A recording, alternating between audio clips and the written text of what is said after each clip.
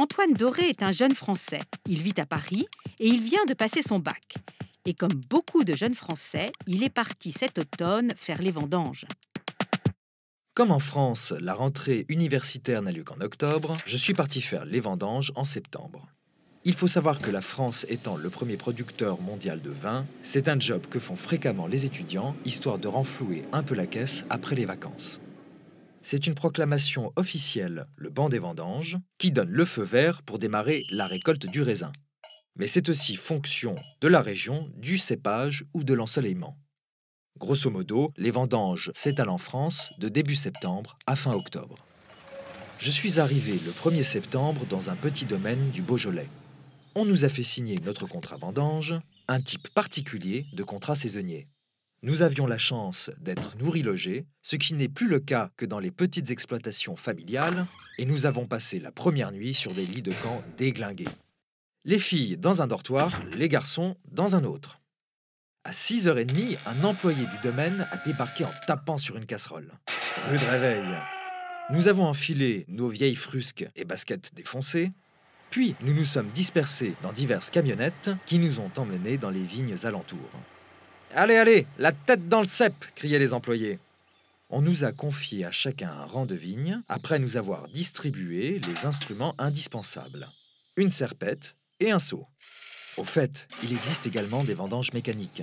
Elles sont plus économiques, mais la récolte n'est pas sélective et mélange des grappes peu mûres, voire abîmées. C'est pourquoi la vendange à la main reste indispensable à la production de vins de qualité. Pliés en deux, nous avons commencé à récolter. En réalité, nous les nouveaux, coupions plus nos doigts que les grappes de raisin, et nous avons été vite distancés par les habitués qui se moquaient de nous, pauvres Parisiens égarés. Le coupeur de raisin doit être capable de ramasser 800 à 1000 kg par jour. Dès que son seau est plein, il le vide dans la hotte du porteur qui va de coupeur en coupeur et déverse sa hotte pleine dans une benne.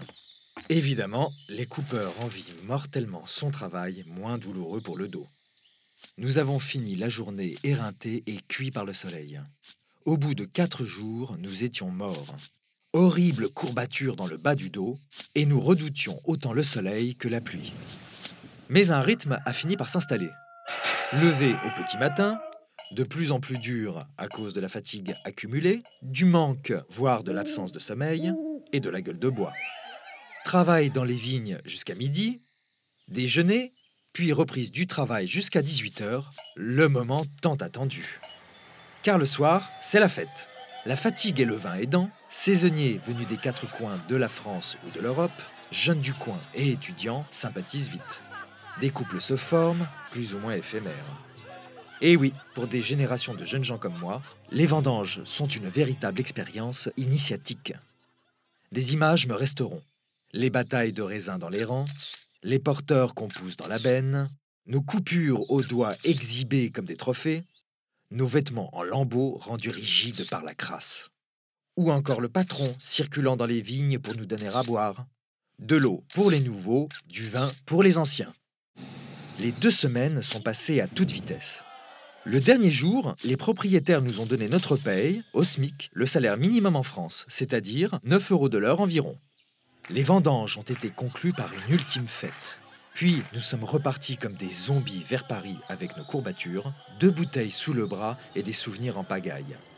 Le raisin était récolté et la vinification pouvait commencer sans nous.